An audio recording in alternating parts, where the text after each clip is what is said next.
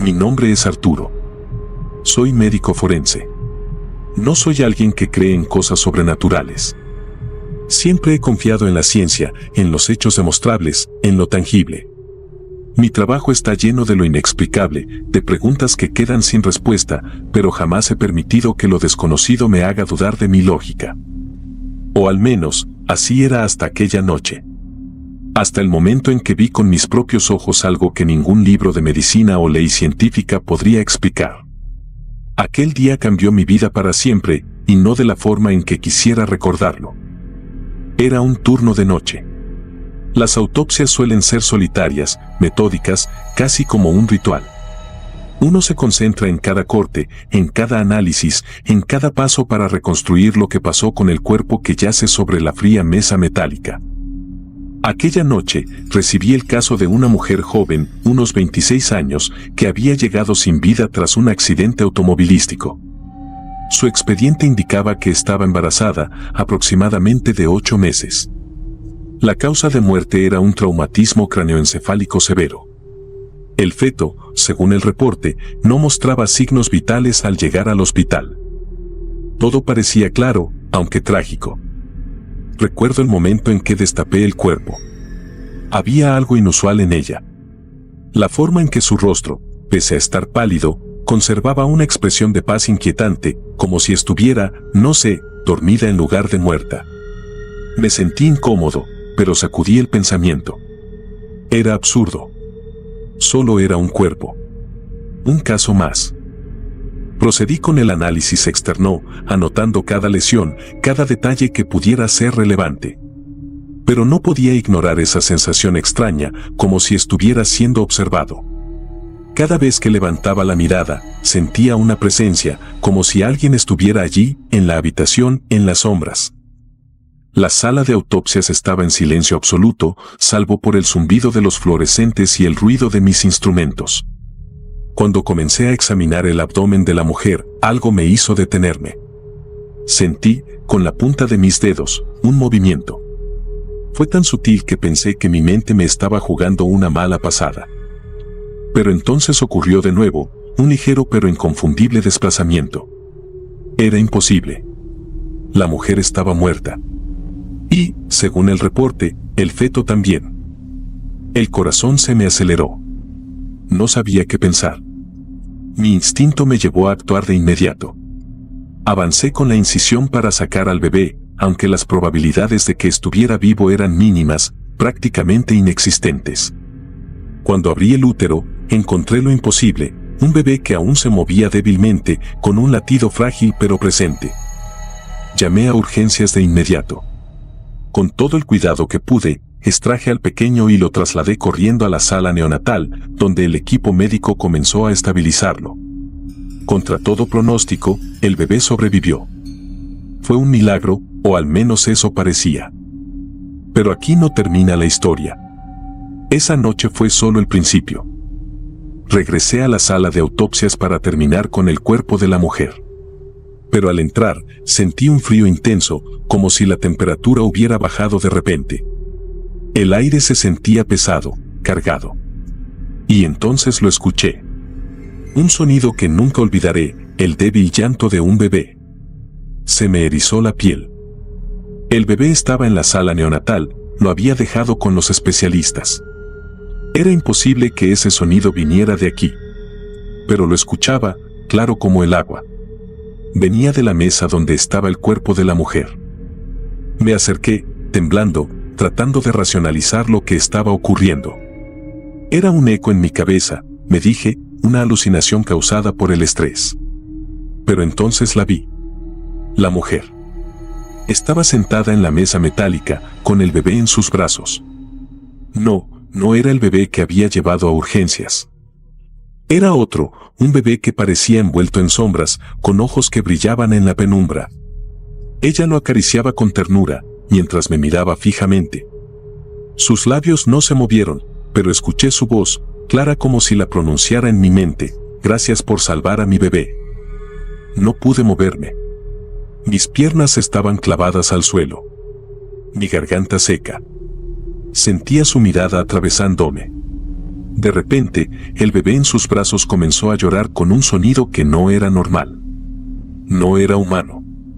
Era un grito desesperado, una mezcla de dolor y rabia. Y entonces, como si nada hubiera pasado, todo desapareció. La mujer, el bebé, el llanto. La sala estaba vacía. Solo estaba el cuerpo frío y sin vida sobre la mesa. Intenté convencerme de que había sido un episodio de estrés extremo, una alucinación provocada por el cansancio. Terminé la autopsia lo más rápido que pude y dejé el hospital sin decir una palabra a nadie. Pero las cosas no acabaron allí. Esa noche, en mi apartamento, no pude dormir. Cada vez que cerraba los ojos, veía a la mujer. Escuchaba el llanto. Me desperté varias veces en medio de la noche, sintiendo una presencia en mi habitación. La última vez que abrí los ojos, juraría que vi una silueta en la esquina, mirándome. No sé cuánto tiempo pasó antes de que el sueño finalmente me venciera. Al día siguiente, en el hospital, me enteré de algo que me dejó helado. El bebé que había salvado durante la autopsia había sido llevado a la sala neonatal. Todo indicaba que estaba en buen estado, pero durante la madrugada, el monitor de sus signos vitales se volvió loco. Las enfermeras dijeron que escucharon un llanto extraño, como si proviniera de varios lugares al mismo tiempo. Cuando corrieron a revisar al bebé, lo encontraron llorando desconsoladamente, pero con marcas en su pequeña piel. Marcas que parecían manos, como si alguien lo hubiera estado sujetando con fuerza. Desde entonces, el caso del bebé milagroso quedó marcado por una serie de sucesos extraños. Las luces parpadeaban en la sala donde estaba. Los médicos y enfermeras decían sentir escalofríos inexplicables al acercarse a él. Algunos incluso afirmaron escuchar una voz femenina, susurrando cosas ininteligibles. Yo intenté mantenerme alejado, pero no podía dejar de pensar en lo que vi esa noche, en lo que la mujer muerta me había dicho. Finalmente, un par de semanas después, el bebé fue dado de alta y entregado a un pariente cercano. Intenté olvidarlo, seguir con mi vida, pero el recuerdo me perseguía. Y una noche, mientras revisaba unos expedientes en mi oficina, recibí una llamada que me dejó paralizado. El pariente que había adoptado al bebé quería hablar conmigo. Su voz temblaba al otro lado de la línea. Me dijo que desde que el bebé llegó a casa, cosas extrañas comenzaron a suceder. Objetos que se movían solos. Llantos que venían de habitaciones vacías. Y lo peor, cada noche, alrededor de las 3 de la madrugada, la cuna del bebé aparecía vacía, como si alguien lo hubiera sacado. No supe qué responder. Colgué el teléfono con las manos temblorosas. Y, esa misma noche, volví a soñar con la mujer. Estaba de pie al lado de mi cama, sosteniendo al bebé en sus brazos. Pero esta vez, su rostro no era sereno. Sus ojos eran 2 pozos oscuros, llenos de furia. Su voz resonó en mi cabeza, helándome hasta los huesos. Tú lo separaste de mí. Ahora somos uno. Me desperté sudando frío, y desde entonces, no he vuelto a ser el mismo. El caso fue archivado como uno más en el hospital, pero para mí, nunca será algo ordinario. No sé qué ocurrió realmente esa noche, si fue un milagro o una maldición. Lo único que sé es que, a veces, hay cosas que la ciencia no puede explicar, y que tal vez, solo tal vez, el vínculo entre una madre y su hijo es algo que ni siquiera la muerte puede romper.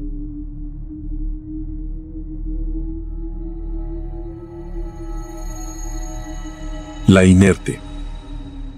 Cuando decidí trabajar como médico forense, sabía que enfrentaría escenas perturbadoras. Los cadáveres, las autopsias y los interminables días entre cuerpos sin vida eran parte del trabajo, pero nunca me prepararon para lo que viví aquella vez en un pequeño hospital rural de Honduras. No puedo hablar de esto sin que se me erice la piel. Es algo que llevo marcado, un peso que ningún razonamiento médico ha logrado aliviar. Era una noche sofocante de junio y el ventilador que giraba torpemente sobre mi escritorio solo empujaba el aire caliente de un lado a otro.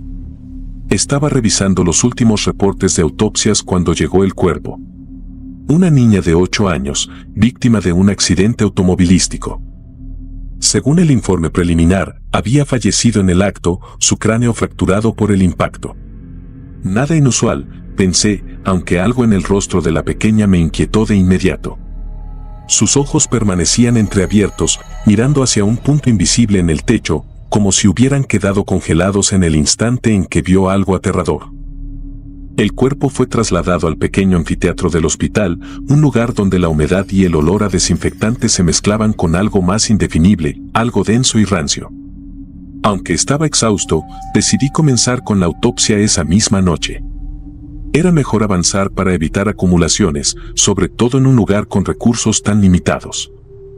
A medianoche, me encontré solo en el anfiteatro con el cuerpo de la niña sobre la fría mesa de acero. No había mucho ruido, salvo el ocasional zumbido de los fluorescentes y el eco lejano de pasos en los pasillos. Era extraño cómo, incluso con toda mi experiencia, sentía una incomodidad inusual. Parecía que aquella niña, aunque inerte, de alguna forma llenaba la habitación con su presencia. La autopsia comenzó de forma rutinaria. Los cortes precisos en la piel revelaban lo que ya sabía, las lesiones internas confirmaban una muerte inmediata por trauma craneoencefálico. Todo tenía sentido médico. Todo era lógico. Pero algo empezó a cambiar. Mientras examinaba el interior de su cráneo, tuve una sensación extraña, como si me observaran. Me detuve y giré la cabeza rápidamente, pero no había nadie. Solo los gabinetes alineados contra la pared y las sombras que parecían estirarse en las esquinas. Era como si cada objeto en la sala conspirara para hacerme sentir vigilado. El malestar se intensificó cuando noté algo peculiar en el rostro de la niña. Sus labios, que estaban relajados al inicio de la autopsia, ahora parecían tensos, curvados apenas en algo que podría interpretarse como una sonrisa. Traté de ignorarlo, pensando que se trataba de un efecto visual provocado por la luz o por el movimiento del cuerpo durante el procedimiento. Sin embargo, mientras cerraba su tórax, escuché algo que me hizo detenerme en seco, un susurro. Era casi imperceptible, como si alguien estuviera murmurando justo detrás de mí. Un sonido bajo, arrastrado, que no logré identificar. Me quedé inmóvil, sosteniendo los instrumentos quirúrgicos con las manos temblorosas. Mi mente racional intentaba buscar una explicación. ¿Era el viento? ¿Un ruido de las cañerías? Pero no había corriente de aire, y el hospital era demasiado viejo para tener tuberías activas en esa parte del edificio. Decidí salir un momento para despejarme. En el pasillo, todo estaba en silencio, salvo por el incesante canto de los grillos que llegaba desde el exterior. Me aseguré de que las puertas estuvieran cerradas antes de regresar al anfiteatro, más por costumbre que por necesidad. La niña no iba a ir a ninguna parte. Cuando volví, algo estaba terriblemente mal. El cuerpo no estaba en la misma posición en la que lo había dejado. Sus brazos, que habían estado rígidos junto a su cuerpo, ahora estaban ligeramente abiertos, con las palmas hacia arriba. Me acerqué, tratando de convencerme de que quizá había movido accidentalmente sus extremidades al cubrirla con la sábana. Sin embargo, cuando revisé las cámaras de seguridad del anfiteatro, vi algo que congeló mi sangre. En las imágenes, podía verme a mí mismo saliendo de la sala y cerrando la puerta. Durante los minutos en que estuve fuera, el cuerpo de la niña comenzó a moverse. Lentamente, de forma antinatural, su cabeza giró hacia un lado, con esos ojos entreabiertos mirando directamente a la cámara. Sus labios parecían abrirse levemente, como si quisiera hablar, aunque ningún sonido salió de ellos. Apagué el monitor de golpe, con el corazón latiéndome en los oídos. Esto no era posible. Mi mente trataba de encontrar alguna explicación lógica. ¿Había un problema con la grabación? ¿Una falla técnica? Pero no había manera de justificar lo que había visto. Volví al anfiteatro con pasos cautelosos, sintiendo como cada fibra de mi ser me pedía que saliera corriendo de ese lugar. Sin embargo, algo más fuerte me empujaba a enfrentar aquello, a entender qué estaba ocurriendo. Cuando abrí la puerta, el cuerpo de la niña estaba como lo había dejado la última vez, pero el ambiente se sentía más pesado, como si el aire estuviera cargado de una energía que no podía ver, pero sí sentir. Fue entonces cuando noté algo aún más aterrador. Las luces comenzaron a parpadear, y en cada destello, parecía que las sombras de la habitación se movían. Cerré los ojos un momento, tratando de controlar mi respiración, pero cuando los abrí, vi algo que me paralizó. La niña estaba sentada en la mesa de autopsias.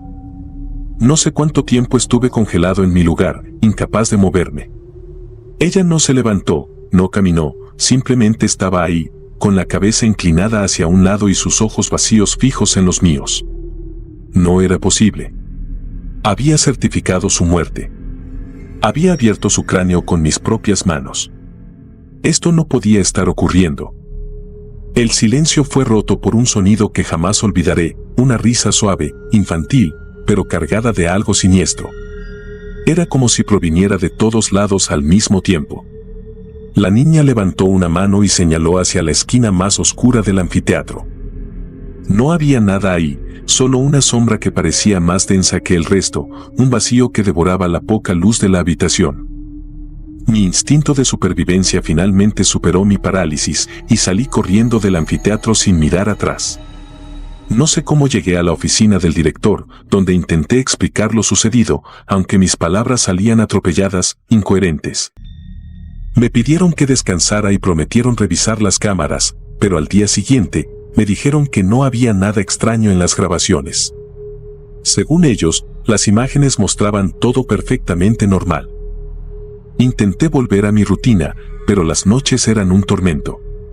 No podía dejar de pensar en esa niña, en su mirada vacía, en esa risa que aún resonaba en mis oídos.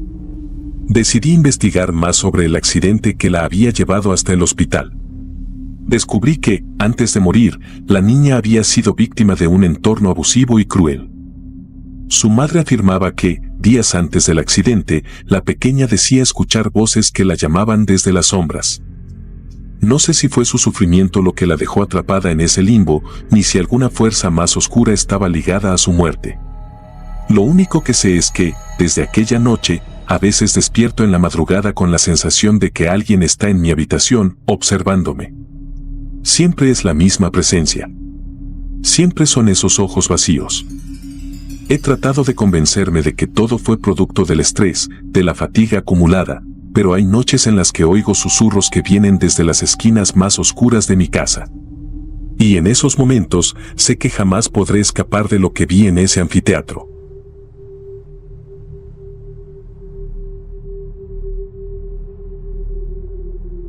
Las huellas. Mi nombre es Mariana. Soy médica forense en un hospital de provincia en Argentina. Mi trabajo, como muchos imaginarán, no es para cualquiera. Pasar horas con los muertos, desentrañando las historias que sus cuerpos cuentan, requiere más que sangre fría. Es una mezcla de desapego emocional, disciplina y tal vez un poco de insensibilidad ganada con los años. Pero hay noches que escapan a cualquier lógica o razonamiento. Noches como aquella de 2015, cuando una tormenta no solo arrastró a mis colegas lejos de la morgue, sino también mi capacidad de racionalizar lo inexplicable. Era una noche especialmente oscura, como si la tormenta hubiera tragado la luna y las estrellas. El viento aullaba entre las grietas del edificio viejo y la lluvia azotaba los ventanales con una furia casi personal. Me encontraba sola, revisando un caso particularmente crudo, un suicidio por ahorcamiento. Los detalles eran brutales, pero lo que más me perturbaba era la expresión congelada en el rostro de aquel hombre. Había algo en sus ojos abiertos que me hacía sentir observada, juzgada incluso. La morgue, con su arquitectura anticuada y corredores eternos, siempre tuvo un aire opresivo. Pero esa noche, con las luces parpadeantes y el eco distante del agua goteando, sentía como si el edificio entero me respirara encima. Fue en medio de mi análisis del cadáver cuando lo escuché, un sonido seco, casi un chasquido, como si algo pesado se moviera en el fondo del pasillo. Levanté la vista, escaneando la habitación, pero todo parecía en orden. Asumí que sería el viento, esa excusa fácil y tranquilizadora. Sin embargo, no pude evitar sentir como un escalofrío subía por mi columna. Poco después, lo vi. La cámara frigorífica del fondo, la que sabía que había cerrado con llave, estaba entreabierta. Un leve balanceo, apenas perceptible, me indicó que no era mi imaginación. Mi instinto fue asegurarme de que seguía vacía. Me acerqué, cada paso resonando con un eco que parecía más fuerte de lo normal, amplificado por el silencio sepulcral del lugar. Al llegar, mi corazón dio un vuelco. Había algo en el suelo, huellas húmedas, como si alguien hubiese salido de allí, dejando un rastro irregular hacia el pasillo. No eran simples marcas de agua. Había sangre. Sangre mezclada con la humedad, formando pequeñas corrientes que dibujaban figuras extrañas en el suelo desgastado. El aire se tornó pesado, como si algo invisible estuviera llenando el espacio.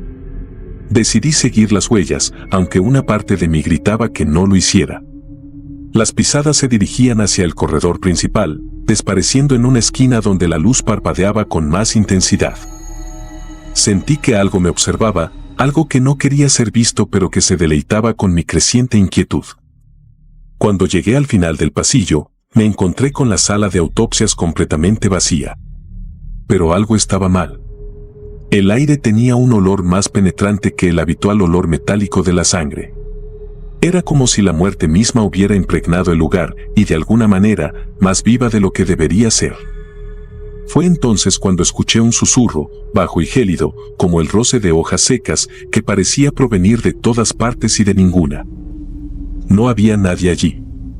Volví sobre mis pasos, intentando convencerme de que estaba cansada, que mi mente jugaba conmigo.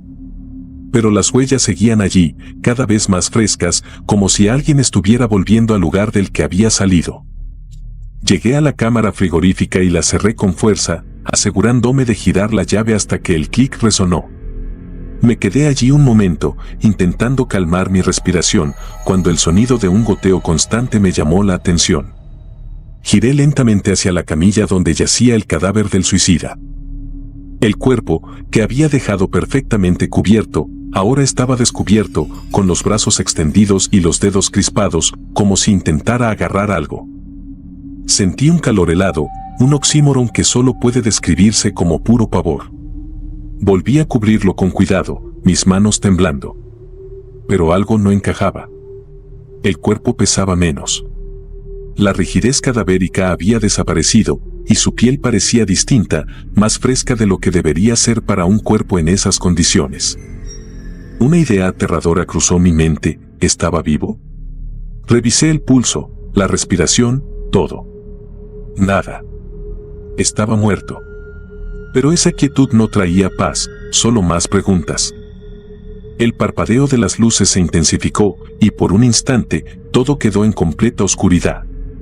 Cuando la luz volvió, algo cambió.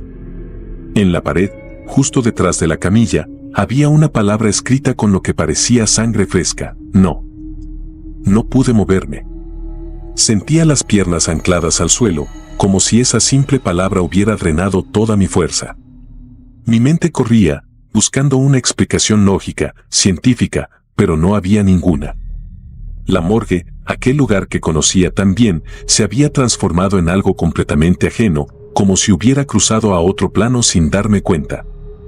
Tomé mis cosas, decidida a abandonar el lugar.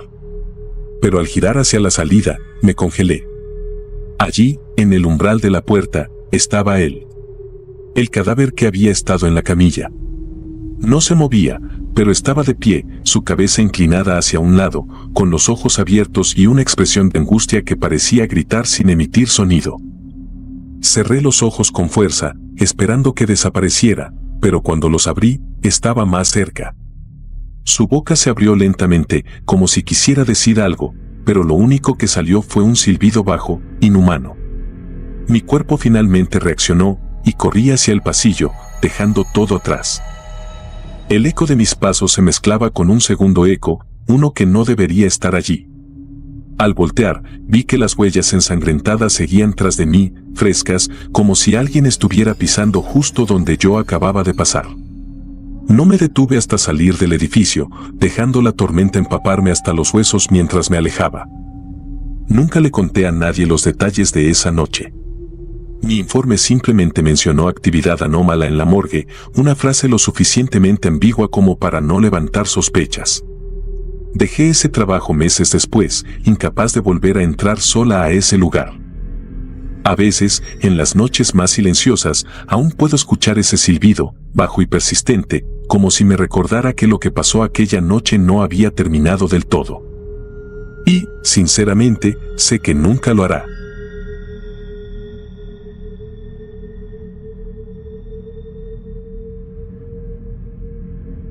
La sombra de la muerte. El frío en las morgues es algo con lo que aprendemos a convivir. Es parte del oficio, dicen los más veteranos, un detalle más en un trabajo que no es para cualquiera. Pero aquella noche entendí que hay cosas para las que no hay preparación suficiente.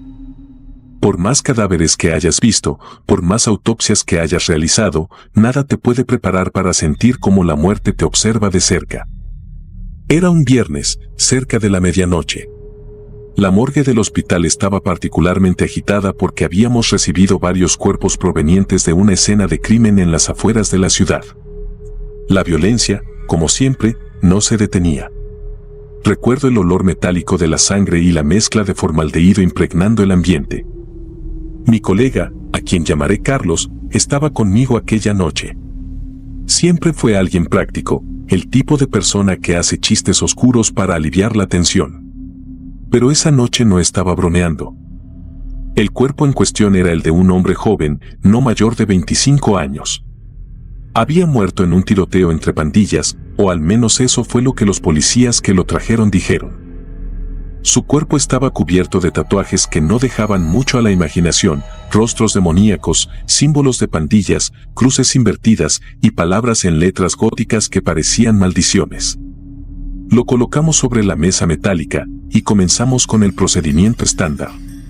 Yo llevaba la batuta, mientras Carlos tomaba notas. Todo parecía normal al principio.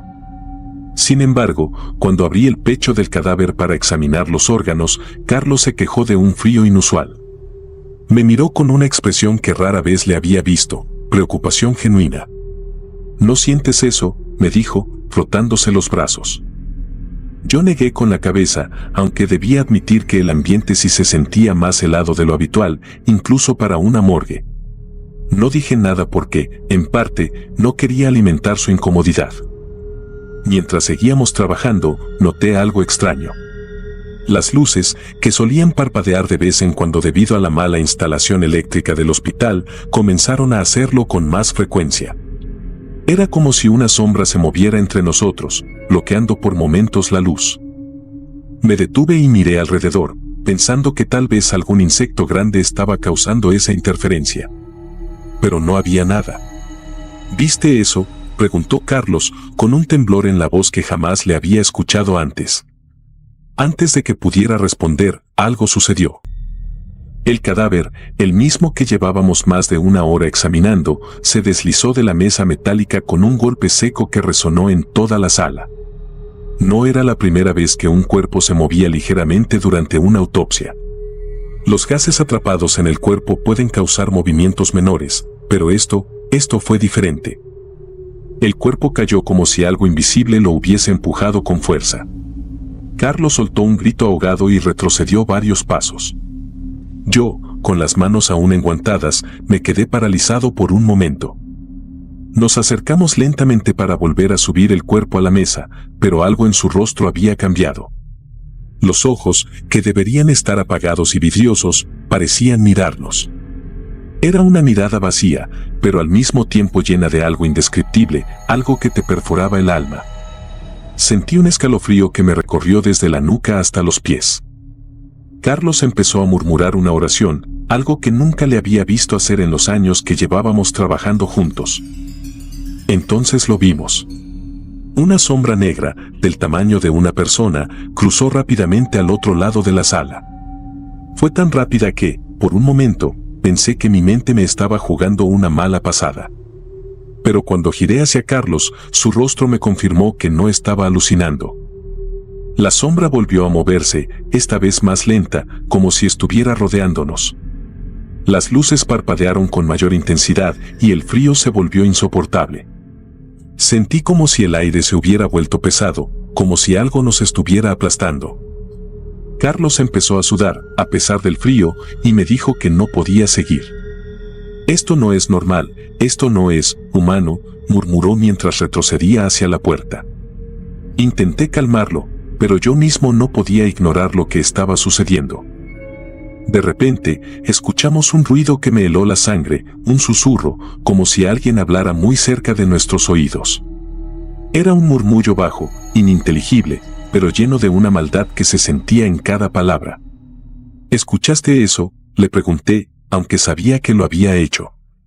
Su rostro estaba completamente pálido. En ese momento, algo se cayó de una de las estanterías. Era un frasco de vidrio con un órgano conservado en formaldehído. El frasco estalló contra el suelo, y el líquido se esparció como si algo lo hubiera tirado con fuerza. Carlos dio un grito y salió corriendo de la sala, dejándome solo. Yo me quedé ahí, paralizado, tratando de racionalizar lo que estaba pasando. Pero no había lógica que pudiera explicar aquello. La sombra volvió a aparecer, esta vez frente a mí. No era simplemente un área oscura, era algo tangible, algo que parecía absorber la luz a su alrededor.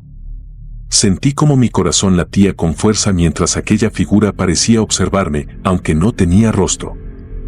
En ese momento, el cuerpo sobre la mesa comenzó a moverse de nuevo, pero no de manera aleatoria. Los dedos de las manos se contrajeron, como si estuviera intentando agarrar algo. Fue suficiente para que mis piernas finalmente reaccionaran. Salí corriendo, dejando atrás todo, las herramientas, las notas, el cadáver. Cuando finalmente me reuní con Carlos en la sala de descanso, lo encontré temblando, con las manos cubriendo su rostro. No voy a volver ahí. Renuncio, dijo con voz quebrada. No intenté convencerlo de lo contrario, porque, en el fondo, sabía que yo mismo no quería regresar. Esa noche, ambos dejamos el hospital sin mirar atrás. Lo que sucedió después solo intensificó mis sospechas de que lo que vimos no era un simple fenómeno psicológico o una coincidencia. Al día siguiente, cuando fui a recoger mis pertenencias, me encontré con un grupo de policías en la entrada de la morgue. Había rumores de que algo extraño había pasado durante la noche. Las cámaras de seguridad, según me dijeron, habían captado movimientos inexplicables en la sala de autopsias, incluso después de que nos fuimos. Nadie pudo dar una explicación lógica. Dejé ese trabajo poco tiempo después. A veces, en mis noches más oscuras, siento que esa sombra todavía me observa. El rostro del cadáver, con esa mirada vacía pero cargada de algo más, se aparece en mis sueños. Y aunque trato de convencerme de que todo tiene una explicación racional, una parte de mí sabe que no fue así. Algo estaba con nosotros aquella noche, algo que no pertenece a este mundo. Desde entonces, cada vez que escucho una historia de sombras o presencias en hospitales, mi piel se eriza. Porque sé, con una certeza que me persigue, que hay cosas que no podemos comprender. Y hay lugares donde la muerte no está sola.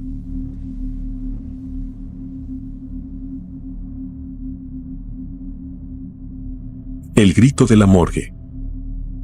Soy Hugo, médico forense con más de una década de experiencia. He trabajado con cuerpos en todas las condiciones imaginables, desde accidentes de tráfico hasta homicidios brutales. Pero lo que ocurrió en aquella morgue en Guadalajara me marcó para siempre. Hay noches en las que cierro los ojos y el recuerdo me atormenta, como si el incidente hubiera ocurrido ayer. Era un día caluroso de octubre, el tipo de calor seco que hace que el aire parezca más denso. Nos habían enviado un caso peculiar, una exhumación solicitada por la familia de una mujer que, según decían, había sido enterrada viva por accidente. La idea me pareció absurda. Las autopsias iniciales son minuciosas, no se nos escaparía algo así. Pero cuando llegó el cuerpo, entendí por qué habían hecho la petición. El féretro estaba abollado desde dentro, con arañazos profundos en la madera. En las uñas de la mujer había astillas, y su rostro mostraba una expresión de terror indescriptible. Su nombre era Alyssa Montiel, una mujer de 35 años que había sido declarada muerta por un paro cardíaco. Según los documentos, había sido enterrada hacía 3 días. Ese tipo de casos no eran del todo extraños en el mundo forense. El síndrome de catalepsia, aunque raro, podía hacer que alguien pareciera muerto cuando en realidad estaba vivo. pero algo en este caso me inquietaba más de lo habitual. Había una tensión en el ambiente, un peso inexplicable que sentí desde el momento en que el cuerpo cruzó las puertas de la morgue. Mi colega, Raúl, y yo comenzamos la autopsia. Raúl era joven, aún relativamente nuevo en el oficio, pero había demostrado ser competente. Me preocupaba un poco su falta de experiencia con casos emocionalmente intensos como este, pero parecía tranquilo mientras preparábamos el cuerpo. Cuando abrimos el féretro, el olor era abrumador, incluso para nosotros. El hedor de la descomposición mezclado con algo más, algo que no pude identificar. Elisa yacía con los ojos abiertos, vacíos, pero había algo perturbador en su mirada, como si el terror que había experimentado aún estuviera atrapado allí.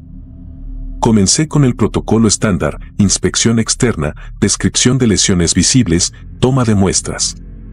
Todo parecía normal dentro de lo macabro del caso, hasta que llegó el momento de realizar la primera incisión. Fue entonces cuando ocurrió. El grito.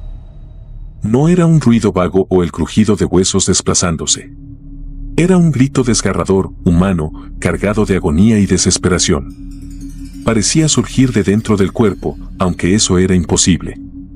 El sonido reverberó en las paredes de la morgue, helándome la sangre. Raúl dejó caer los instrumentos quirúrgicos y, antes de que pudiera reaccionar, se desplomó en el suelo. Mi cuerpo se paralizó, mis manos temblaban mientras sujetaba el bisturí. El grito cesó tan abruptamente como había comenzado, dejando un silencio ensordecedor. Mis oídos zumbaban, mi corazón golpeaba con fuerza contra mi pecho. Miré a Elisa, esperando, aterrorizado de ver algún movimiento. Pero permaneció inmóvil, su cuerpo tan inerte como debería estar. Logré recuperar algo de compostura y revisé a Raúl. Estaba respirando, pero inconsciente. Lo arrastré hacia una esquina de la sala y me forcé a volver al cuerpo. Necesitaba una explicación racional. Quizás el aire atrapado en los pulmones había provocado un sonido al realizar el corte, aunque nunca había oído algo ni remotamente similar.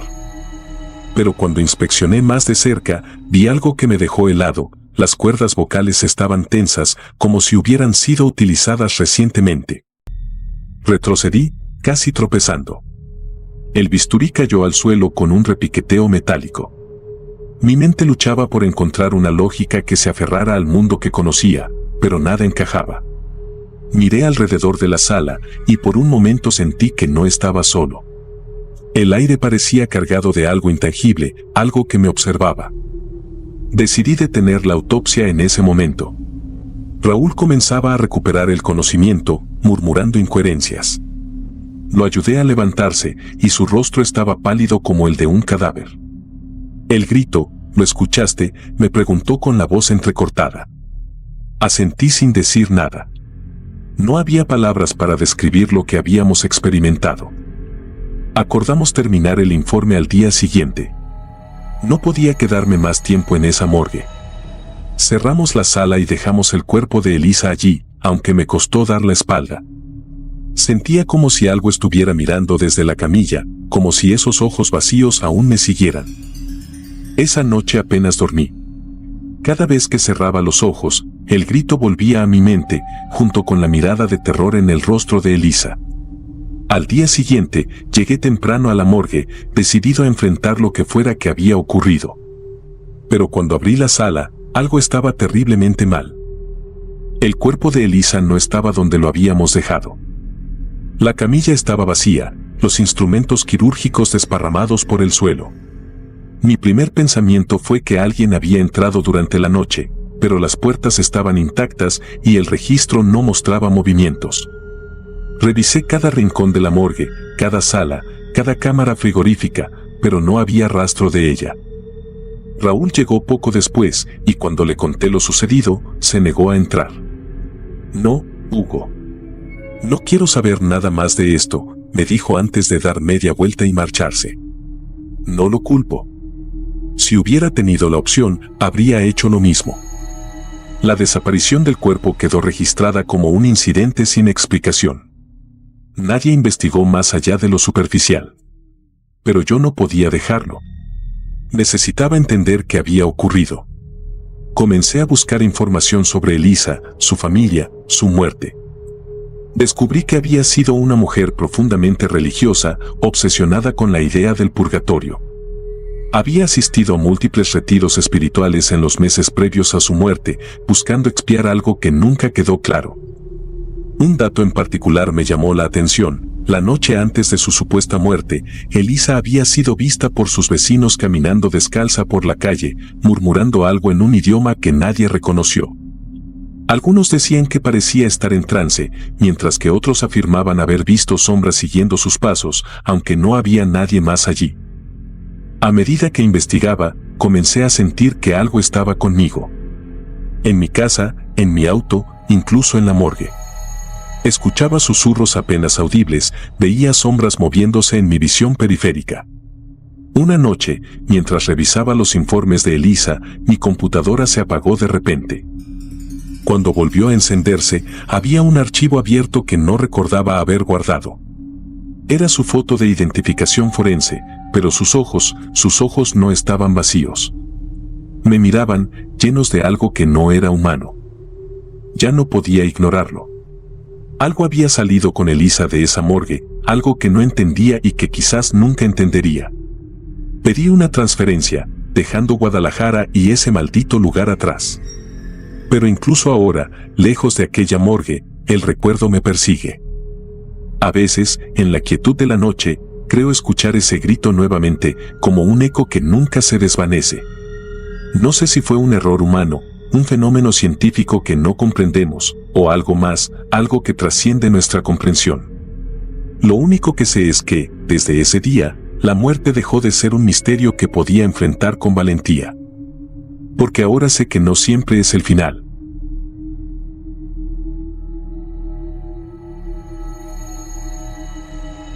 La habitación 311. Era el año 1998. Trabajaba como médico forense en un hospital en Lima. Mi labor consistía en realizar autopsias, revisar cuerpos y documentar con precisión cada causa de muerte. La morgue del hospital era un lugar donde el silencio parecía una presencia palpable, pesada, como si estuviera impregnado de los secretos de los muertos que allí descansaban.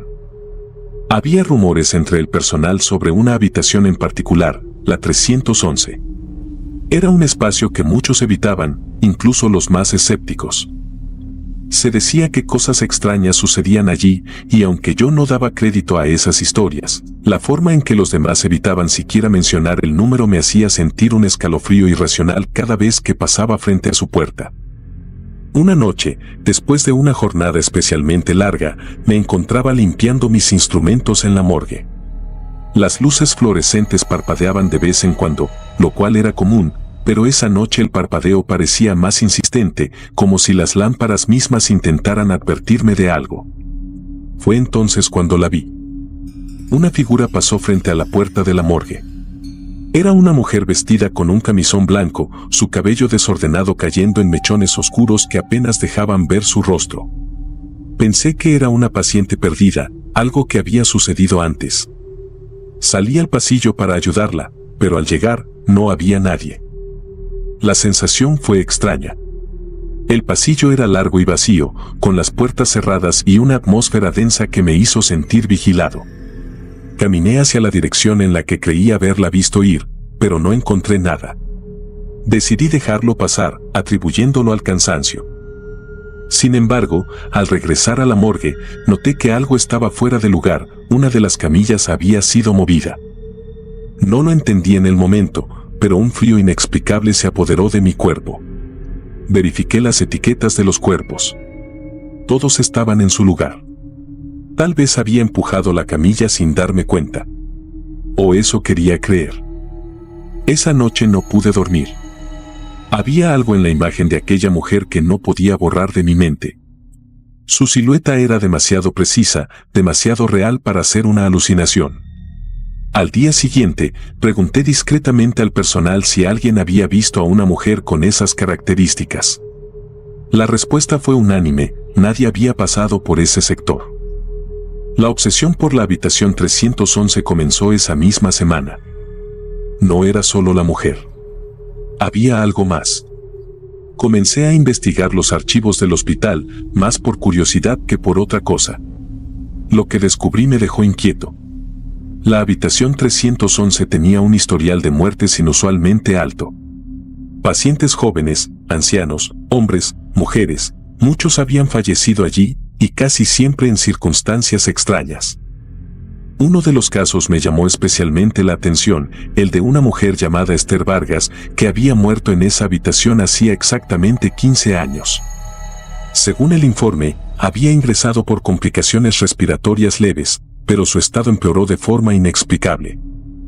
Murió en una madrugada fría de julio, aparentemente asfixiada, aunque los médicos nunca encontraron una causa clara. El dato que más me perturbó fue la descripción de Esther en los archivos. La foto de su historial médico mostraba a una mujer de cabello oscuro y rostro afilado, idéntica a la figura que había visto en el pasillo. Los días siguientes se convirtieron en un torbellino de sucesos inquietantes. Empecé a notar detalles que antes no estaban allí. Ruidos en la morgue que no tenían origen claro, como un susurro apenas audible.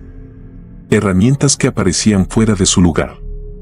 Y siempre, el mismo sueño, la mujer de blanco parada al final de un pasillo, mirándome fijamente. Sus ojos eran pozos oscuros que parecían absorber la luz. Una noche, mientras trabajaba en un informe, la electricidad falló. Quedé a oscuras, con solo la linterna de mi escritorio iluminando el lugar. Fue entonces cuando escuché el sonido. Era un golpeteo constante, como si algo o alguien golpeara desde dentro de una de las cámaras refrigeradas. El sonido me congeló. Sabía que era imposible. Las cámaras estaban selladas y cada cuerpo había sido revisado minuciosamente. Sin embargo, el golpeteo continuaba, cada vez más insistente. Respirando hondo, tomé la linterna y caminé hacia el origen del ruido. Se trataba de la cámara número 7, una que contenía el cuerpo de una mujer fallecida hacía 2 días. Abrí la puerta con manos temblorosas. La cámara estaba vacía. Un escalofrío recorrió mi espalda y un sonido detrás de mí me hizo girar bruscamente. La camilla donde debería estar el cuerpo de la mujer ahora estaba ocupada. Allí, acostada, estaba Esther Vargas, con el mismo camisón blanco que había visto aquella primera noche. Sus ojos estaban abiertos, fijos en el techo, pero cuando me acerqué, giraron hacia mí. Salí corriendo. No recuerdo cómo llegué a casa, pero esa noche no volví al hospital. Mi obsesión por la habitación 311 me llevó a regresar. Sabía que necesitaba respuestas. Había algo oscuro en ese lugar, algo que iba más allá de cualquier explicación lógica. Esa noche, decidí entrar a la habitación. Llevé una grabadora, convencido de que, si había algo allí, tal vez podría capturarlo. La habitación estaba vacía, con una cama de hospital en el centro y una ventana que daba a un patio trasero. La luz de la luna entraba a través de las persianas rotas, dibujando sombras que parecían moverse con vida propia. Me senté en la cama y encendí la grabadora. Hablé, preguntando si alguien estaba allí. Al principio, no sucedió nada. Pero luego, el aire pareció cambiar. Una brisa helada recorrió el cuarto y las sombras en las paredes comenzaron a distorsionarse. De repente, sentí un peso en la cama, como si alguien se hubiera sentado junto a mí. No había nadie. El pánico me invadió, pero me obligué a permanecer quieto. El sonido de un susurro llenó la habitación, apenas audible, pero claro como el agua. «Ayúdame», dijo una voz femenina, cargada de desesperación. Entonces la vi. Esther estaba de pie junto a la ventana, mirándome con esos ojos oscuros y vacíos. Antes de que pudiera moverme, se abalanzó hacia mí y la última imagen que recuerdo fue su rostro deformándose en un grito que no era humano. Cuando desperté, estaba en la morgue. El personal del hospital me encontró inconsciente en la habitación 311. Dijeron que me había desmayado, pero yo sabía que había más. Revisé la grabadora, esperando encontrar pruebas de lo que había sucedido, pero lo único que capté fue mi propia respiración y un susurro final antes de que todo terminara: «No debiste venir». Desde entonces, no soy el mismo. Dejé mi trabajo en el hospital y nunca volví a Lima. pero incluso ahora, a kilómetros de distancia, todavía siento su presencia. Por las noches, a veces la veo en la esquina de mi habitación, observándome, esperando. La habitación 311 nunca me dejó escapar.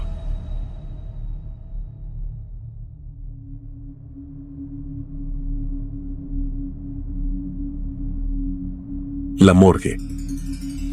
Dejaré mi nombre en el anonimato, no porque tema por mi reputación, sino porque aún no puedo borrar de mi mente lo que ocurrió aquella noche en Bogotá, en 2011. Yo era un joven médico residente, ansioso por demostrar mi valía, sin saber que aquella experiencia me cambiaría para siempre. A veces, me despierto en medio de la noche, bañado en sudor frío, recordando cada detalle con una nitidez insoportable. A pesar de los años, los recuerdos me acechan. Pero necesito contarlo, porque este peso me está consumiendo. Era un día como cualquier otro. Mi turno de la madrugada estaba cargado, pero no más de lo normal. Entre casos clínicos y la monotonía de las urgencias, llegó un llamado del departamento forense. Necesitaban apoyo en la sala de autopsias, ya que uno de los patologistas principales se había reportado enfermo. Sin pensarlo mucho, acepté. Aunque no era algo que me apasionara, sentía que era una oportunidad para ganar experiencia. No sabía que, al cruzar esa puerta, mi vida dejaría de ser la misma. El cuerpo que esperaba en la morgue no era como los demás. Era un hombre de unos 40 años, delgado, pálido, con los ojos cerrados de una manera que, extrañamente, no parecía natural. Estaba rodeado por un círculo de objetos que parecían sacados de una película de terror, velas negras medio consumidas, dibujos de símbolos que no reconocí y manchas de sangre seca que emanaban un olor metálico nauseabundo. En su piel, alguien había tallado patrones con un cuchillo, creando heridas profundas y simétricas. Reconocí un pentagrama en su pecho, pero los demás símbolos eran completamente desconocidos para mí. Me dijeron que el hombre había sido hallado en una casa abandonada, en lo que parecía ser el escenario de un ritual. Me asignaron limpiar el cadáver y ayudar a tomar muestras de las heridas para el análisis. La sala de autopsias estaba fría, como siempre, pero esa noche la temperatura parecía calar más profundo en mis huesos. Me repetí que era solo sugestión, nada fuera de lo común. Los cuerpos eran eso, cuerpos. No podían hacerme daño. Pero algo en el aire se sentía, cargado, opresivo. Como si alguien estuviera observándome desde un rincón oscuro que no podía ver. No quise parecer cobarde, así que lo ignoré. Mientras trabajaba en el cuerpo, algo extraño ocurrió. Al pasar un hisopo sobre una de las heridas en forma de triángulo invertido, escuché lo que pensé que era un sonido metálico, como un cuchillo rozando contra vidrio. Me detuve, revisé mis herramientas, pero no había nada que pudiera explicar ese ruido. Miré a mi alrededor, buscando una posible explicación lógica, pero lo único que encontré fue un silencio abrumador, pesado. Traté de reanudar mi trabajo, pero la incomodidad no me abandonaba. El ambiente se volvió más inquietante cuando noté que las luces fluorescentes de la sala comenzaban a parpadear. Primero pensé que era una falla eléctrica, algo habitual en edificios viejos, pero el parpadeo tenía un patrón rítmico, casi deliberado. Mi compañero, el técnico forense que trabajaba en otra mesa, apenas levantó la vista y murmuró algo sobre llamar a mantenimiento. Pero yo no podía concentrarme. Había algo en el cuerpo que me atraía, como si una fuerza invisible me empujara a mirar más de cerca. De repente, escuché un susurro. Fue débil, apenas un murmullo, pero lo escuché con claridad. No me toques. Mi corazón se detuvo por un instante. Me quedé congelado, pensando que era mi imaginación, el estrés o el cansancio. Pero el sonido no había venido de ninguna dirección externa. Lo sentí detrás de mí, como si alguien estuviera al lado de mi oreja. Miré a mi compañero, pero él seguía absorto en su tarea, aparentemente sin haber escuchado nada. Tragué saliva y me forcé a continuar. Tenía que mantener la compostura. Era solo mi mente jugando trucos. Entonces, ocurrió algo que no pude racionalizar. Mientras limpiaba una de las heridas, la lámpara quirúrgica sobre mi mesa explotó con un estruendo que me dejó aturdido. Vidrios llovieron sobre el cuerpo y sobre mí, cortándome ligeramente en la mejilla.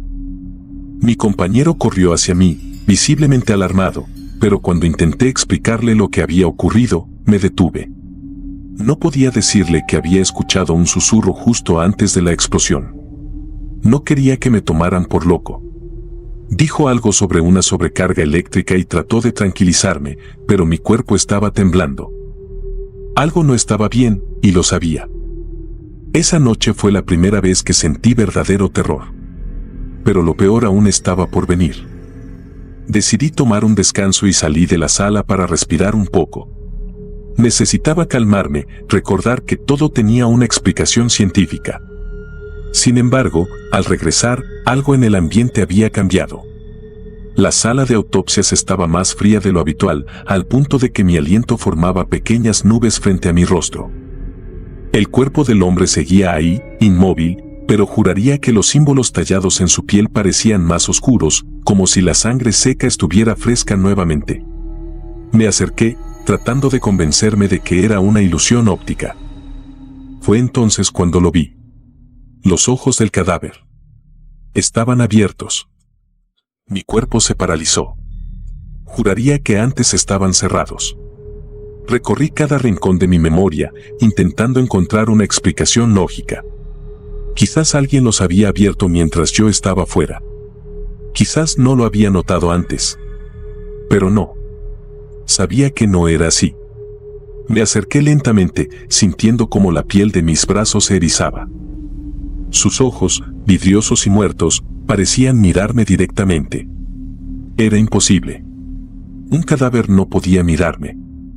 Traté de convencerme de que eran mis nervios, pero justo cuando estaba a punto de tocar el párpado para cerrarlo, escuché algo que me heló hasta los huesos. Fue un golpe, un sonido seco, como si alguien hubiera dado un pisotón en el suelo detrás de mí. Me giré bruscamente, pero no había nadie. La sala estaba vacía, salvo por mi compañero, que trabajaba en el otro extremo. Él no parecía haber oído nada.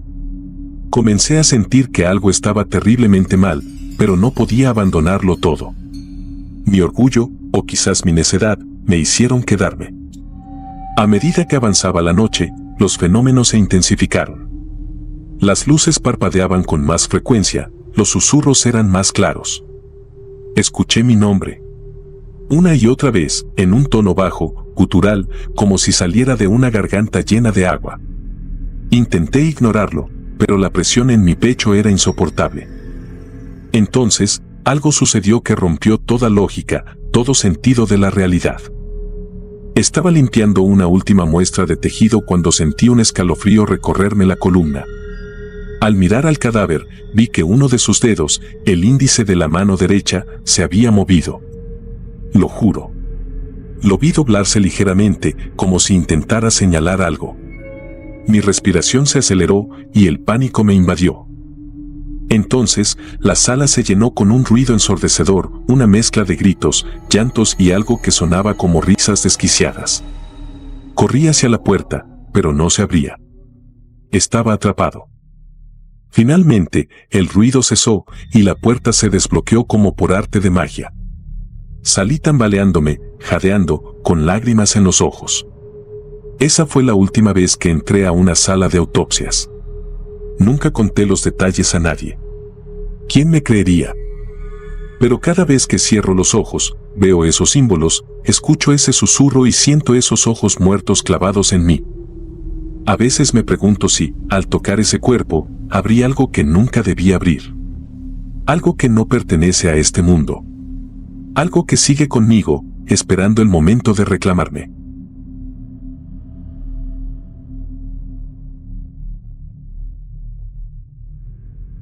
Los muertos. Soy médico forense en Veracruz. Mi trabajo, como el de muchos en esta profesión, es una mezcla de ciencia, resistencia emocional y la capacidad de desconectar lo que vemos de lo que sentimos. Sin embargo, hay cosas que ninguna preparación académica o experiencia puede justificar. Hay momentos en los que la lógica se desmorona y lo único que queda es el pavor. Esto ocurrió hace 2 años, y todavía, en noches de insomnio, me atormenta. Aquella tarde llegó al laboratorio el cuerpo de una mujer que había estado desaparecida durante semanas. Había sido hallada en un paraje rural, semienterrada, su piel curtida por el paso del tiempo y los elementos. El deterioro era evidente, huesos expuestos, órganos en descomposición avanzada. A simple vista, todo apuntaba a una causa de muerte violenta, aunque determinarlo con precisión sería complicado debido a las condiciones del cadáver. La camilla metálica sobre la que yacía parecía absorber la humedad del ambiente. Había un olor penetrante a putrefacción, algo que con el tiempo aprendemos a tolerar, aunque nunca desaparece del todo. Con mis guantes puestos y una mascarilla cubriéndome, me dispuse a realizar los análisis preliminares. Mi colega, Rodríguez, estaba conmigo ese día. Era meticuloso, obsesivo con los detalles. Lo respetaba por su dedicación, aunque a veces su nerviosismo me irritaba. Comenzamos con los procedimientos habituales. Revisé el cráneo en busca de fracturas, mientras Rodríguez inspeccionaba las extremidades. Sus manos temblaban levemente, pero no era algo raro. El ambiente de Veracruz no ayudaba con el calor y la presión del trabajo. En el silencio interrumpido solo por el zumbido de la lámpara fluorescente, ambos realizábamos nuestro trabajo sin hablar demasiado. Fue entonces cuando todo cambió. Mientras retiraba muestras de tejido de las manos de la mujer, Rodríguez soltó un grito gutural y dio un paso atrás. Sus dedos se movieron, exclamó con una voz apenas reconocible por el miedo. Lo miré, pensando que había perdido la compostura. Pero cuando bajé la mirada hacia la mano de la mujer, lo vi. Sus dedos, ennegrecidos por la descomposición, se doblaron levemente, como si intentaran agarrar algo. Fue un movimiento mínimo, casi imperceptible, pero lo suficientemente claro como para hacerme soltar el escalpelo. Debe haber sido un reflejo, dije en un intento de convencerme a mí mismo. Rodríguez negó con la cabeza, sus ojos clavados en la mano inmóvil. No hay reflejos en un cuerpo así, respondió con voz temblorosa. Revisé la ficha del cadáver. El tiempo estimado de muerte hacía imposible cualquier actividad nerviosa. Aún así, traté de continuar. La ciencia tenía que prevalecer. Convencí a Rodríguez de que se calmara y volvimos al trabajo, aunque el ambiente en la sala era tenso. Sentía su mirada nerviosa sobre mí mientras anotaba los detalles de cada hallazgo. Fue en el momento en que íbamos a realizar la incisión abdominal cuando algo más sucedió. La lámpara fluorescente parpadeó, y un ruido seco, como un golpe, resonó en la sala. Nos quedamos inmóviles, mirándonos mutuamente. ¿Lo escuchaste?, pregunté, y Rodríguez asintió lentamente. Revisé los alrededores, pero todo parecía en orden. Volvimos a la mesa, intentando ignorar la sensación de que algo no estaba bien. Minutos después, mientras limpiaba una de las costillas para tomar una muestra ósea, sentí una presión en mi antebrazo. Fue tan sutil que al principio pensé que era mi imaginación, pero al girar la cabeza, vi la mano del cadáver aferrándose a mi brazo. Rodríguez lo vio también, y lo siguiente que recuerdo fue el sonido de su cuerpo chocando contra una bandeja al caer hacia atrás. Intenté liberarme, pero no pude. La fuerza, aunque débil, era suficiente para paralizarme. La piel fría y húmeda de esos dedos parecía tener vida propia. Entonces, lo oí, un susurro. Fue bajo, casi imperceptible, pero lo suficiente para helarme la sangre. «Ayúdame», decía, con una voz que parecía provenir de todas partes y de ninguna. Mi corazón latía tan rápido que pensé que iba a desmayarme. Finalmente, la mano se soltó, cayendo de nuevo a la mesa como si nunca hubiera sucedido. Rodríguez, temblando y sudando, me miró con los ojos desorbitados. «¿Escuchaste eso?», preguntó en un hilo de voz. Asentí, incapaz de hablar. Ambos sabíamos que aquello no tenía explicación racional. Decidimos detener el procedimiento. Sellamos el cadáver y notificamos a las autoridades que habíamos terminado por el día. Rodríguez se fue antes que yo, incapaz de quedarse más tiempo en el laboratorio. Me quedé solo, revisando las notas que había tomado. Intentaba encontrar algún indicio de que todo aquello había sido una alucinación colectiva, un episodio de estrés inducido por el trabajo y la tensión. Pero cuanto más intentaba convencerme, más absurdas parecían mis explicaciones. Esa noche, el laboratorio estaba extrañamente silencioso. Revisé las cámaras de seguridad, esperando ver algo que confirmara lo sucedido. Lo que encontré fue aún peor. En las grabaciones se veía claramente cómo los dedos de la mujer se movían. Pero no solo eso. En un momento, mientras ambos estábamos distraídos, su cabeza giró levemente como si estuviera observándonos. Cerré el video de golpe, sintiendo náuseas. El caso quedó archivado como tantos otros, pero no para mí. Durante semanas, tuve pesadillas. Veía a la mujer, con sus ojos hundidos y su piel marchita, susurrándome desde la oscuridad. Rodríguez dejó su puesto poco después, incapaz de superar lo ocurrido. Yo intenté continuar, pero cada vez que entraba a la sala de autopsias, sentía su presencia, como si todavía estuviera allí, observándome. Unos meses después, recibí una llamada del detective encargado del caso. Habían encontrado más cuerpos en el mismo lugar donde hallaron a la mujer. Según la investigación, todos habían sido víctimas de un culto que realizaba rituales inhumanos. Lo más perturbador fue que, entre las pertenencias halladas en el sitio, había un diario con páginas llenas de nombres. El último nombre era el mío.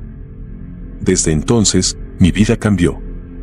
Dejé de trabajar como forense y me mudé lejos, intentando dejar atrás esa experiencia. Pero algunas noches, cuando estoy solo, siento una presión en mi brazo, fría y húmeda, como aquel día en el laboratorio.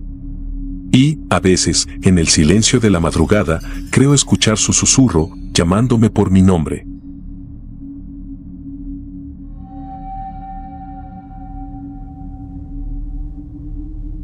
El lamento. Era el año 2005, trabajaba como médico forense en una morgue de la Ciudad de México. Era un lugar tan frío como la muerte misma, un espacio donde la vida dejaba sus últimos vestigios para ser diseccionada y entendida. Al principio, el trabajo me resultaba fascinante, casi académico. Con el tiempo, me acostumbré al olor penetrante del formol y al silencio opresivo que solo era interrumpido por el zumbido de las lámparas fluorescentes.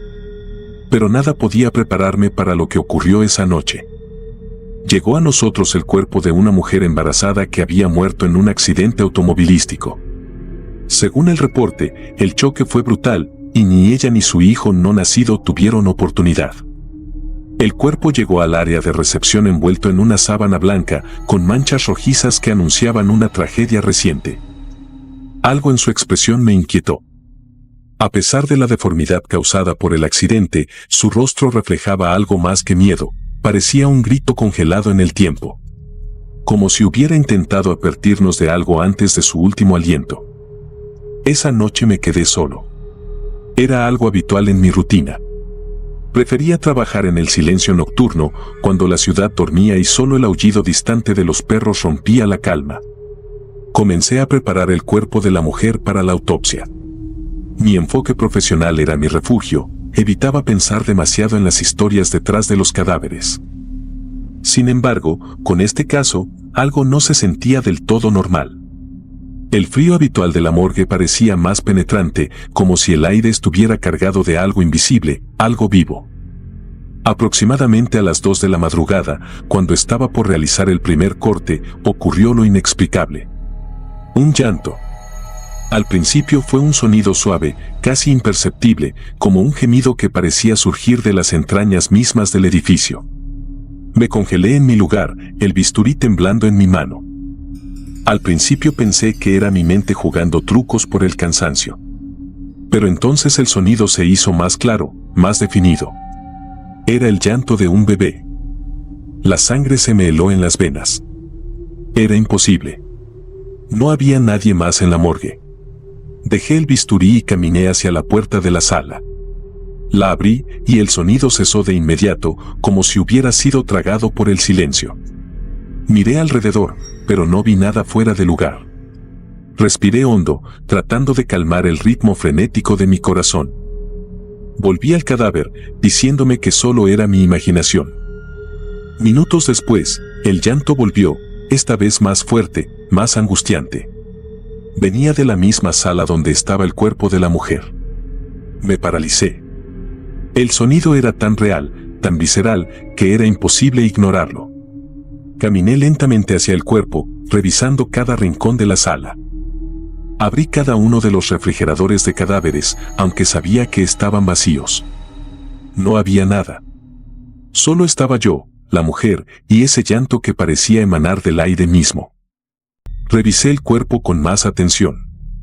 Tal vez, pensé en un momento de irracionalidad, el bebé había sobrevivido al accidente y de alguna manera estaba emitiendo ese sonido. Pero eso no tenía sentido. Sabía que estaba muerto, lo había corroborado al recibir el cadáver. Y sin embargo, el llanto persistía, resonando en mi cabeza como un eco maldito. De repente, sentí algo. Una presencia. No estaba solo. Lo supe con cada fibra de mi ser. Giré bruscamente, esperando encontrar a alguien detrás de mí, pero no había nadie. Aún así, la sensación no desaparecía. Era como si miles de ojos invisibles me observaran desde las sombras. Volví al cuerpo, intentando ignorar el pánico que me envolvía. Necesitaba terminar el trabajo, hacerlo rápido y salir de allí. Mientras trabajaba, el llanto cambió. Ahora no era solo el de un bebé, era un gemido lastimero, casi humano, pero imposible de identificar. Cada sonido se sentía más cercano, como si estuviera justo a mi lado. Mi mano temblaba mientras realizaba los cortes. No podía evitar sentir que algo terrible estaba a punto de suceder. En un momento de desesperación, hablé en voz alta, algo que nunca hacía. ¿Hay alguien aquí? Mi voz resonó en la sala vacía. Por un instante, el llanto cesó y el silencio que siguió fue aún más aterrador. Sentí un escalofrío recorrer mi columna y entonces lo vi. El cuerpo de la mujer se movió. No fue un movimiento brusco, ni algo que pudiera atribuir al rigor mortis. Fue un leve temblor, casi imperceptible, pero lo suficiente para que mi mente entrara en pánico. Retrocedí, mi espalda chocando contra la pared. Por un instante pensé que lo había imaginado, pero entonces ocurrió de nuevo. Su pecho se levantó ligeramente, como si estuviera respirando. Me acerqué con cautela, tratando de mantener la calma. Coloqué mi mano sobre su muñeca, buscando un pulso que sabía que no encontraría. Su piel estaba fría como el mármol, pero entonces sentí algo. Un latido. Débil, irregular, pero allí estaba. Mi mente no podía procesarlo. Esto no era posible. El informe de muerte era claro. Y aún así, aquí estaba, el cadáver de una mujer muerta dando señales de vida. Antes de que pudiera reaccionar, el llanto volvió, más fuerte que nunca, llenando cada rincón de la morgue. Pero esta vez, no era solo un llanto, era un grito desgarrador, un sonido que parecía salir directamente de las entrañas de la mujer. De repente, su abdomen, que hasta ese momento había permanecido inmóvil, comenzó a retorcerse. Retrocedí con horror mientras algo dentro de su vientre parecía moverse. Era como si algo estuviera luchando por salir. No podía apartar la vista, atrapado entre el miedo y una curiosidad morbosa. El abdomen se hinchó y contrajo de manera antinatural, y entonces, el tejido comenzó a desgarrarse. Un líquido oscuro, más negro que la sangre, comenzó a salir del cuerpo, goteando lentamente hasta el suelo. El llanto cesó, dejando un silencio que era aún más aterrador. Me acerqué, contra mi mejor juicio, y lo vi. No era un bebé. Lo que salió de su vientre era algo que desafiaba toda lógica, una figura diminuta y grotesca, con ojos vacíos que brillaban con un odio inexplicable. Se arrastró fuera del cuerpo, dejando un rastro de ese líquido viscoso mientras emitía un sonido gutural, casi como un gruñido. Corrí. Dejé todo atrás, el bisturí, las herramientas, incluso mi cordura. Salí de la sala, cerrando la puerta detrás de mí. Pero incluso en el pasillo, el llanto seguía resonando, ahora acompañado por un ruido de golpes, como si algo estuviera tratando de abrir la puerta. No regresé a la morgue esa noche. Llamé a mi supervisor, inventando una excusa para mi ausencia. No podía contar lo que había visto, nadie lo creería. Pasé días sin dormir, atormentado por el recuerdo de esos ojos y ese sonido. 2 semanas después, renuncié. Nunca volví a trabajar en ese lugar. Pero a veces, en la oscuridad de la noche, aún escucho ese llanto, resonando en mi mente como un eco de algo que nunca podré explicar. Años después, supe que la morgue había sido clausurada. Se rumoraba que los trabajadores comenzaron a reportar cosas extrañas, voces, pasos, y, lo peor de todo, el llanto de un bebé que nunca encontraron. Algunos dijeron que era el alma del hijo no nacido de la mujer, buscando consuelo en un lugar donde la muerte era lo único seguro. Pero yo sabía la verdad. Lo que vi esa noche no era un alma perdida. Era algo mucho más oscuro. Y aún está allí, esperando en la morgue abandonada, acechando en las sombras.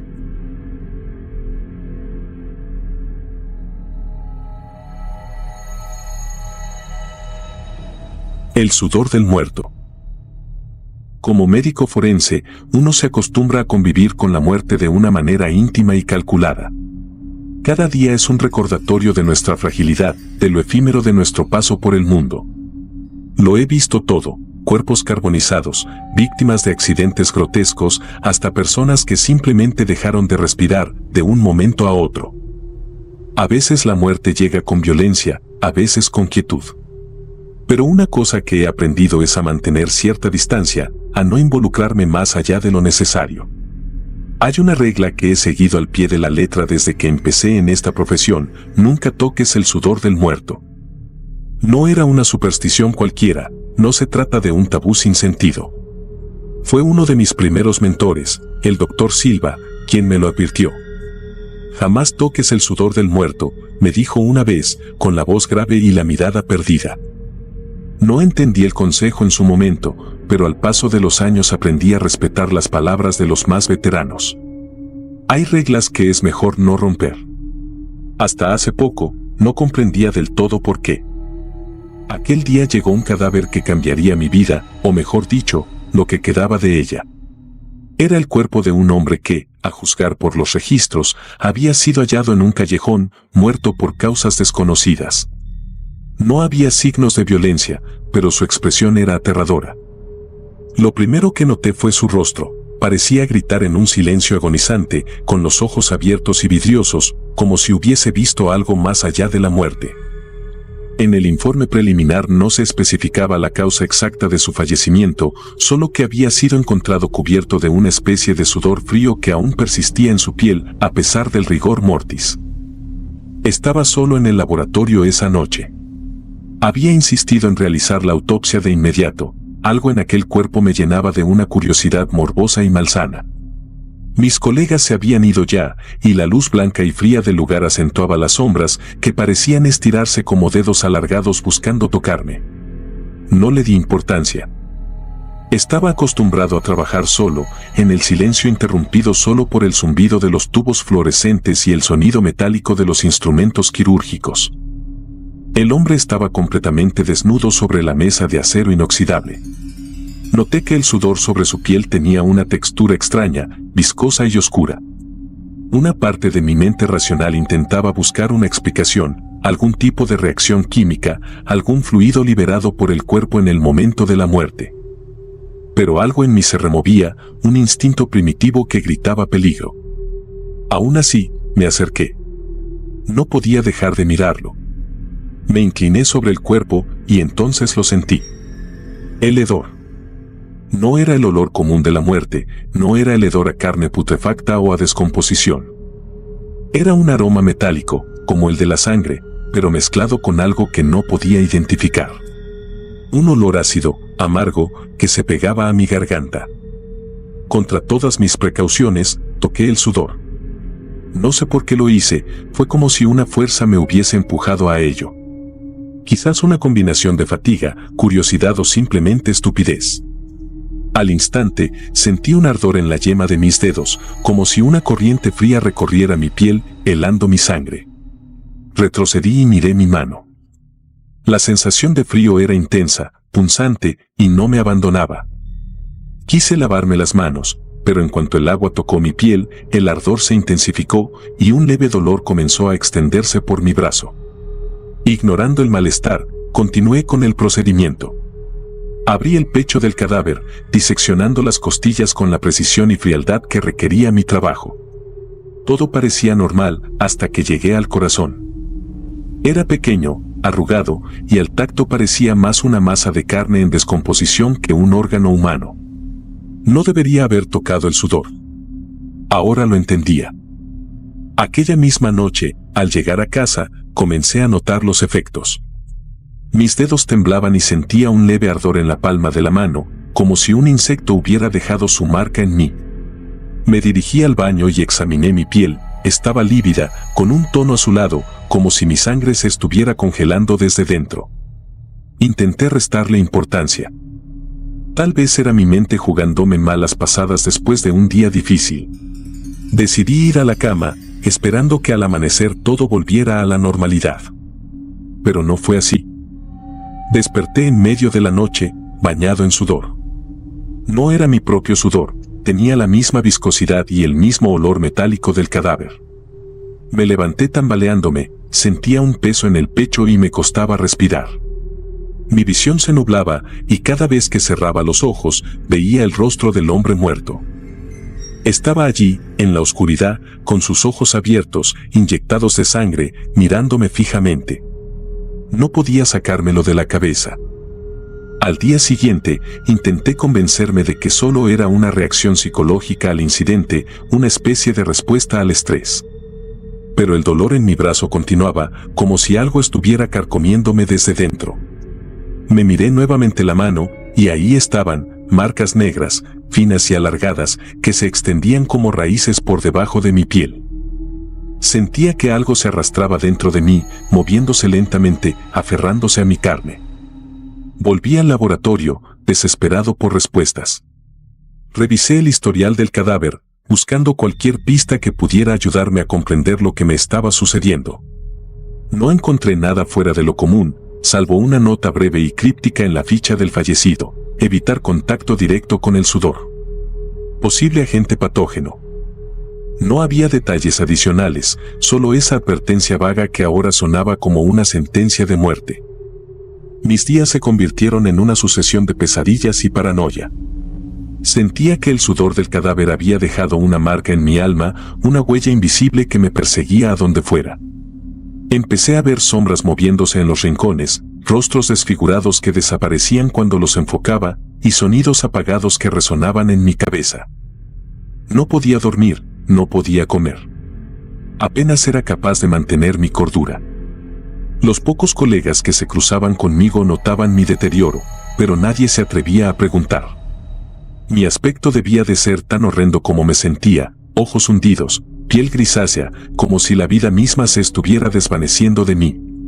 Volví al informe del doctor Silva, buscando alguna respuesta en sus notas. No había nada más que pudiese explicarlo, pero recordé algo que él solía decir en sus momentos de divagación: algunos muertos no quieren ser tocados.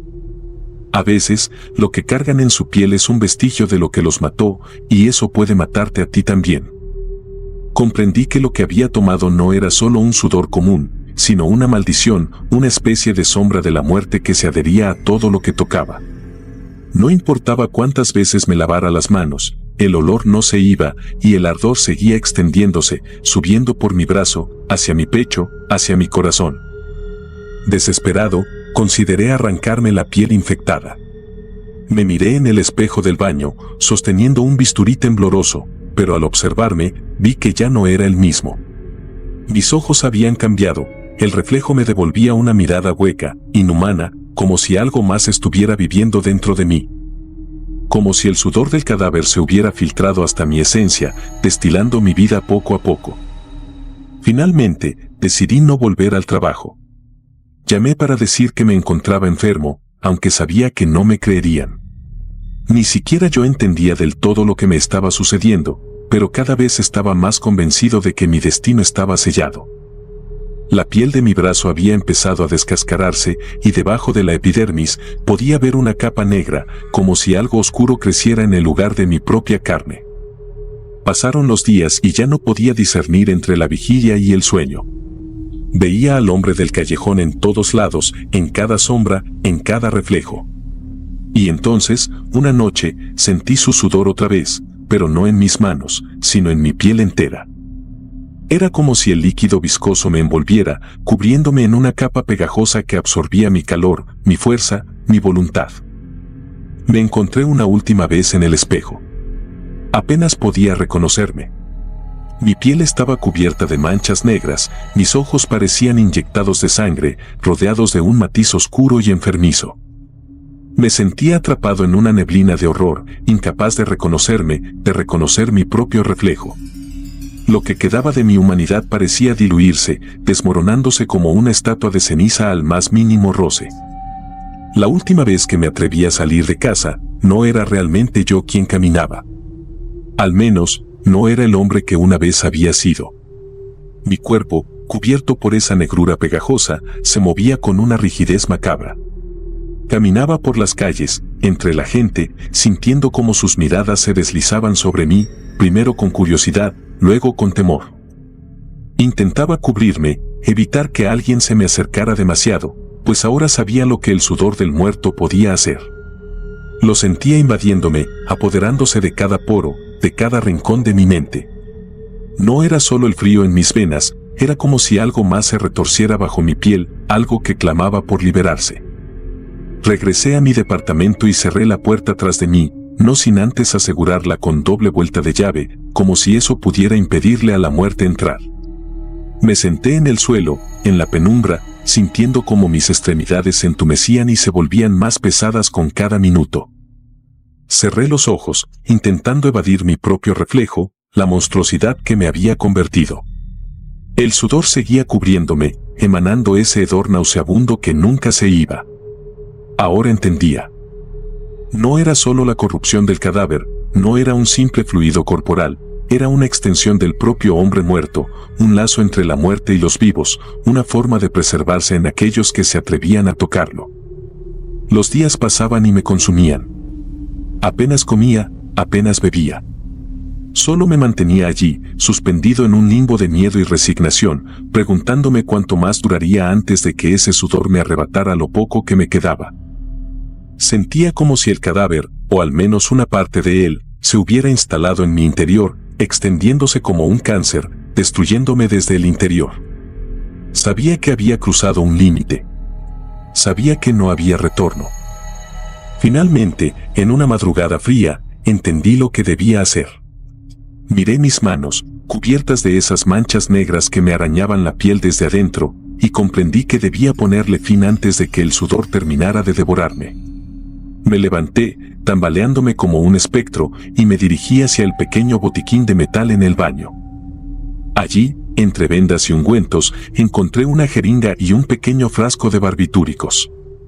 Preparé la dosis, mis manos temblaban, y observé la aguja mientras la llenaba, con una quietud que nunca antes había sentido. No era el miedo lo que me retenía, sino la idea de que, al inyectarme, quizás mi alma también llevaría consigo aquel sudor, aquella maldición.